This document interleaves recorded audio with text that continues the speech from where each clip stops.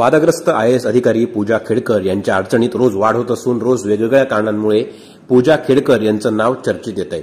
पूजा खेडकर यांची पुण्यातनं वाशिमला उचलबांगडी करण्यात आल्यानंतर पूजा खेडकर यांची स्थानिक पोलिसांसोबत तब्बल 3.5 तास चर्चा झाल्याची माहिती मिळते।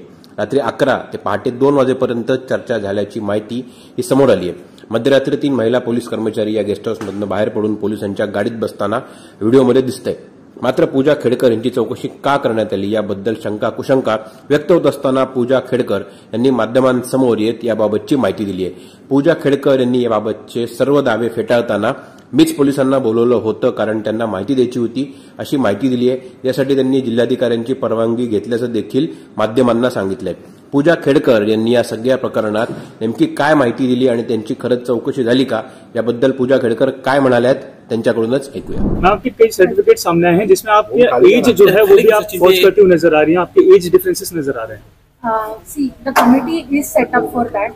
Whatever is there, whatever are the documents, whatever my submission is there, whatever the experts will decide, they will decide it. And I think we should wait for the decision of the committee and we should respect. 11 वेळा तुमचे वेगवेगळ्या नावाने तुमचे document दिले आणि तुम्ही exam दिली असं म्हणून आरोप आहे। तेच मी तुम्हाला म्हणते की कमिटी समोर आता जर तुम्ही म्हणताय तर कमिटी समोर येईलच ना ती गोष्ट। दररोज नवीन नवीन आरोप होत आहेत, दररोज नवीन नवीन फेक गोष्टी समोर येत आहेत। तेच मी तुम्हाला तुम्हाला सांगते की फेक न्यूज प्लॅनिंग नाही का, कुणाचा हात आहे, कुणावर आरोप आहे, कारण की अनेक वेळा तुमच्या संबंधितच विषय असे बाहेर निघत आहेत।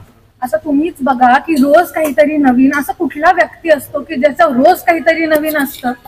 मिस इन्फॉर्मेशन स्प्रेड केली जाते आणि प्लीज हे माझं खूप जास्त डिफेमेशन होत चाललेलं आहे। माझं प्लीज रिक्वेस्ट आहे मीडियाला सुद्धा की प्लीज एक रिस्पॉन्सिबल मीडिया म्हणून तुम्ही बिहेव करा। माझा मीडियावर खूप भरोसा आहे। We use it for various government intervention also.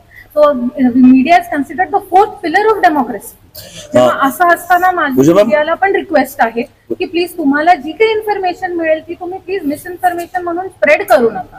लेकिन मैम कोई कंफर्मेशन तो करेगा, कोई सामने, इसीलिए तो एक्सपर्ट कमेटी रखी हुई है। वहाँ से इन्फो नहीं मिल रहा है मैम, आप भी कुछ बता नहीं रही हैं। आप अगर कुछ बताएं। इन्फॉर्मेशन इसीलिए आपको नहीं मिल रहा है to keep it free and fair. जो हम जब हमारा इलेक्शन प्रोसेस भी होता है तो it is always kept free and fair, free from interference, just because the process should be strictly followed, ताकि इसमें किसी का नेगेटिव इंटरफेरेंस ना हो। इसीलिए आपको ये जो कॉन्फिडेंशियल इन्फॉर्मेशन है ये शेयर ना करने के पीछे यही उसका कारण है। There is no other reason, just to keep it open, free and fair, and whenever the decision will become public it is open to you all. मैं खुद आपको कॉपी दूंगी उसकी कि जब ये डिसीजन पब्लिक था। मैडम रात में पुलिस जो आई थी, आप किस मुद्दे को लेकर आई थी, इतने घंटे थे?